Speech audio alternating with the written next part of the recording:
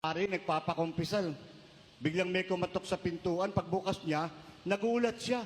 Lalaki yung kumakatok, puro dugo damit, may takmaba, puro dugo. Sabi ng pare, ba't puro dugo ka? Father, nakapatay po ako ng tao. Ba't mo pinatay? Father, nag-uusap lang naman kami, nauwi sa pagtatalo. Ayaw niya pong magpatalo, Father. Kaya pinatay ko na lang siya. Ano naman ang pinag-uusapan yung nauwi sa pagtatalo para maging dahilan para patayin mo? Pinipilit niya yung kanya, Father. Sabi niya kasi, meron daw Diyos, may Diyos daw. Sabi ko sa kanya, walang Diyos, wala. Pinipilit niya talaga ako, Father. May Diyos nga, may Diyos. Sabi ko, wala nga. Ayaw niyang tumigil, Father. Pinatay ko na lang siya. Ikaw, Father, naniniwala ka bang may Diyos? Sabi nung pare, dati. Oh, bakit? Kung sa inyo nakatutok yung palakol, maninindigan kayo?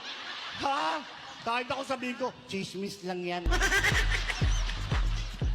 Tatago na ako sa kumbento. There are tests of faith. Kapag dumaraan tayo sa mabibigat na pagsubok, alam naman ng Lord na pinanghihinaan din tayo ng loob. Dasal ka ng dasal, wala naman nangyayari.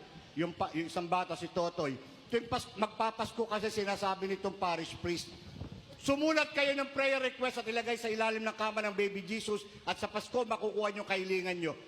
3 taon sumusulat si Totoy, Dear Jesus, bigyan mo naman ako ng bisikleta sa Pasko. Love, Totoy. 3 taon sumulat ng bata. Wala naman dumating na bisikleta sa 3 taon. Dahil sinabi na naman ng pare, sumulat kayo. Hindi na sumulat si Totoy. Ba't ka pa susulat? Wala namang nangyayari. Pero nagsimba pa. Nagsimba ng Pasko. Tapos ng misa, nagpunta rin sa Belen. Lumingon-lingon. Nung walang nakatingin, kinuha yung ribulto ni Mama Mary. Nilagay sa backpack. Tapos sumulat, Dear Jesus, pag hindi mo ako binigyan ng bisikleta, hindi mo na makikita nanay mo kahit kailan. Tandaan mo, huling babala ko na ito.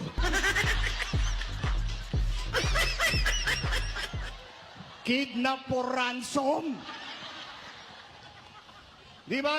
Nangyayari sa atin yan. Kapag nagkaroon ka ng mabigat na karamdaman, sabihan ka ba naman ng doktor, may taning na buhay mo, kakapanghina din ang loob yan, di ba? Di mo tuloy alam kung bakit sa akin nangyari ito. Sabi ng doktor, may taning na buhay mo. Ikaw naman, may magagawa pa po ba ako, doktor, kung sakali? Mabuti pa, mag-asawa ka na lang ng pangit at masama ang ugali. Pag ginawa ko po ba yung gagaling pa ako? Hindi na rin. Pero pag ginawa mo yan, mas gugustuhin mo pang mamatay kaysa mabuhay. Biro mo, kung yun ang pagmumukhang katabi mo, araw at gabi. Pangit na nga, masama pa ugali. Magbibikti ka na, hindi mo na hintayin yung taring. Lalo yung isa, may taning na buhay mo. Gaano pa po akong katagal, doktor? 10. 10? 10 years? 10 months? 10, 9, 8, 7, 6, 5. Kung di ka ba naman panghinaan ng loob niyan eh. Sometimes our faith weakens. Kapag mabigat na ang laban, tayo ay pinanghihinaan din ng loob. Di ba tandaan po ninyo ang paalala ng ating Panginoon na sa kabila ng mga pagsubok sa pananampalataya, ang inyong pagdalo dito sa gawain ng Yahweh El Shaddai ay mabigat na patunay para sa Kanya na kayo ay matatag sa kabila ng pagsubok sa inyong mga buhay.